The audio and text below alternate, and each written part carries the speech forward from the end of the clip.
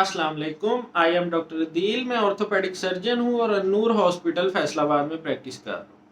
आज हम जिस टॉपिक के ऊपर बात करेंगे वो है arthritis of the knee joint, यानी जोड़ों का घिस जाना या जोड़ों का रोगन ख़त्म हो जाना। आज हम इसकी ट्रीटमेंट के ऊपर बात करेंगे। जब एक पेशेंट को डायग्नोज हो गया कि नी का आर्थराइटिस है, यानी उसके जोड़ों का जो रोगन है वो ख़त्म हो चुका है, पेशेंट का जोड़ घिसना शुरू हो चुका है, तो उसके लिए क्या ट्रीटमेंट ऑप्शंस हैं और उस पेशेंट को क्या एहतियात करनी चाहिए। सबसे पहली बात जो कि हर पेशेंट को बताई जाती है वो ये है कि पेशेंट अपना वेट कम करे, क्योंकि वेट रिडक्शन से नी के ऊपर से लोड कम हो जाता है।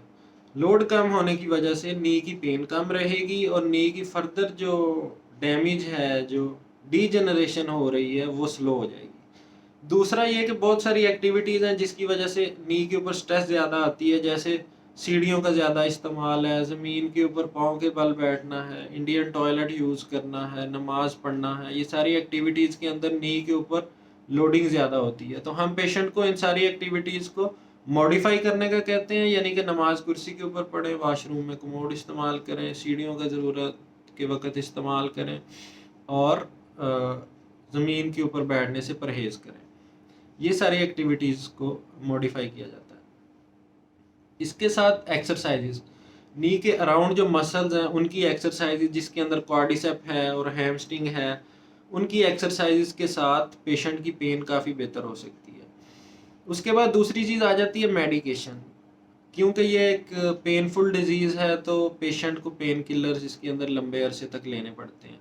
पेन किलर्स के साथ कुछ और ऑप्शन हमारे पास होती है जिसमें इंट्रा आर्टिकुलर इंजेक्शन लगाए जा सकते हैं, जो कि पेशेंट की पेन को बेहतर कर सकते हैं और पेशेंट की जो मेडिसन की फ्रीक्वेंसी है उसको भी कम कर देते हैं।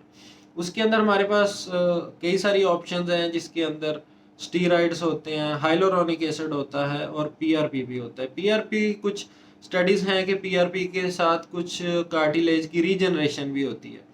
तो ये कुछ ऑप्शंस हैं जो कि पेशेंट का एक्सरे देख के ऑर्थोपेडिक सर्जन डिसाइड करेगा कि इस पेशेंट के लिए कौन सी ट्रीटमेंट सूटेबल है। लास्ट चीज़, एक पेशेंट जिसके अंदर आर्थराइटिस इस हद तक हो चुका हो कि उसकी पेन मेडिसिन से रिलीव ना होती हो, उसकी बोन टू बोन डिजीज़ हो गई हो, यानी कि हड्डी के साथ हड्डी रगड़ खाना शुरू हो गई हो, जिसका वॉकिंग डिस्टेंस बहुत कम हो गया हो, या जो दवाई नहीं खा सकता हो, उसके लिए हमारे पास ट्रीटमेंट ऑप्शन है टोटल नी रिप्लेसमेंट।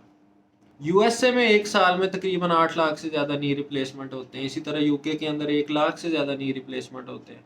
पाकिस्तान के अंदर ये तादाद तकरीबन हज़ारों में होगी, क्योंकि यहाँ पे फाइनेंशियल इश्यूज भी हैं और लैक ऑफ एजुकेशन भी है, लोगों के अंदर मिथ्स भी हैं नी रिप्लेसमेंट के बारे में।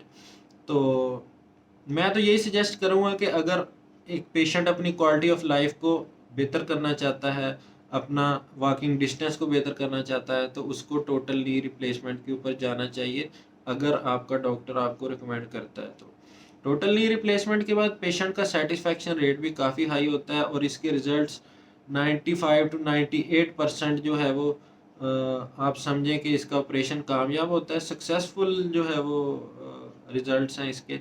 ये सारा कुछ नी आर्थराइटिस के बारे में है। इसके अलावा आप कुछ और पूछना चाहें तो आप कमेंट कर सकते हैं, या आप ऑनलाइन या फिजिकल कंसल्टेशन में मुझसे रब्ता कर सकते हैं। Thank you.